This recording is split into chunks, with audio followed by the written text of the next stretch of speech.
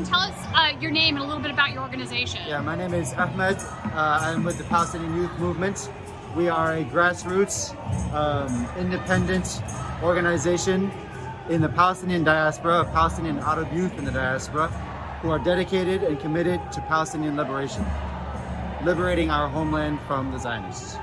So, were you born here in California? I was born here in California, yes. Grandparents were in Palestine? Tell us a little bit about your background. Were they there for the Nakba?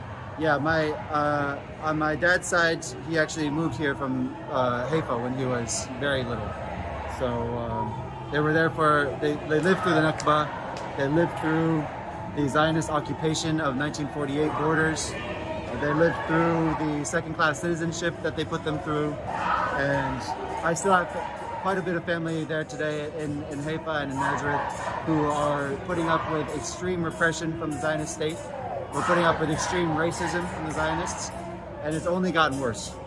Is your family in the West Bank or in Gaza? I have family in both sides. Oh. Yeah. Have you been able to talk to your family in Gaza? Sorry, not in Gaza. I have family in the West Bank and in 48. Oh, okay. Excuse me. Yeah, Got you. It's hard to hear. Yeah. There's literally I think 2,000 or 3,000 people out here marching today. Oh, much more than that, I think.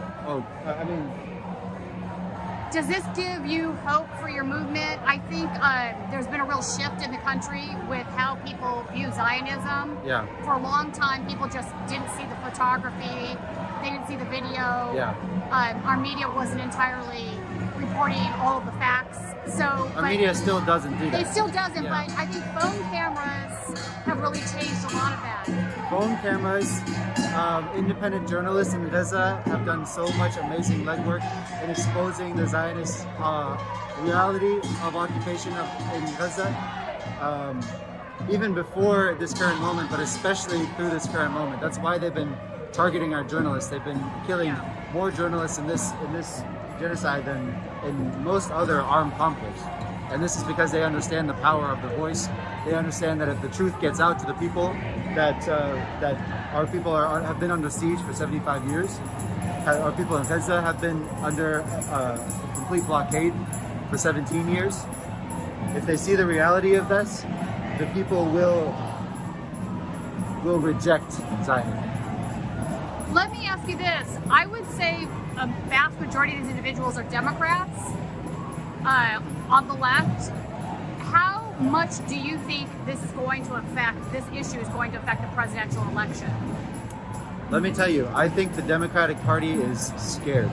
I think what we saw in Michigan earlier this week, where 100,000 people essentially voted no confidence in Biden, who is the only candidate that the Democratic Party is currently running. That speaks volumes about how much people understand this issue to be an integral part of Biden's legacy over the past 4 years. And they are saying, we don't want a president who has killed more Palestinians than any other president, living or dead. We don't want a president who sends our tax dollars to purchase weapons, to drop them on our families, on our land. And we don't want a president, we're gonna reject this president. I think they're feeling a lot of heat from that. So time will tell how it affects the Democratic Party. Certainly, I have no confidence that whoever they might put in Biden's place is going to be fundamentally that much different, but the fight continues regardless, and we're gonna apply extreme pressure until then. Indeed, and Trump, personally, I don't think Trump would be better in this area. I think he might be worse even. He moved the embassy to the West Bank, to the occupied territories. Yeah. He started building a settlement in the Golan Heights, which is now occupied Syria, so we're not even in Palestine anymore. I don't think he's less of a Zionist than Biden is. So this is sort of the axiomatic state of American politics. This is the state of American politics. I think the important thing, because I've had this discussion with many of my family many times over, the question is no longer Biden or Trump. The challenge that we are presenting to the people of the United States is to stop playing this game. Fundamentally, they are not different from each other in any way except a few cosmetic differences. And the game that they play, where they oscillate back and forth between somebody from one party and somebody from another party is a distraction from the real goals of American imperialism, which have remained largely consistent over the past 3 or 4 decades. Right. And I also think another change that's happening is people are finally realizing that Zionism and Judaism are not the same thing, that these two terms shouldn't be conflated. There are a lot of Jewish people that are not Zionists that are starting to speak out against it because they're tired of, Zionists, quote unquote, speaking in their name. Do you think that has changed the face of the movement? I think we've definitely seen a lot of support from some of our movement partners, including Jewish Voice for Peace. And the critical weapon in their arsenal, in JVP's arsenal, is demonstrating that the conflation of Judaism and Zionism is a Zionist propaganda weapon.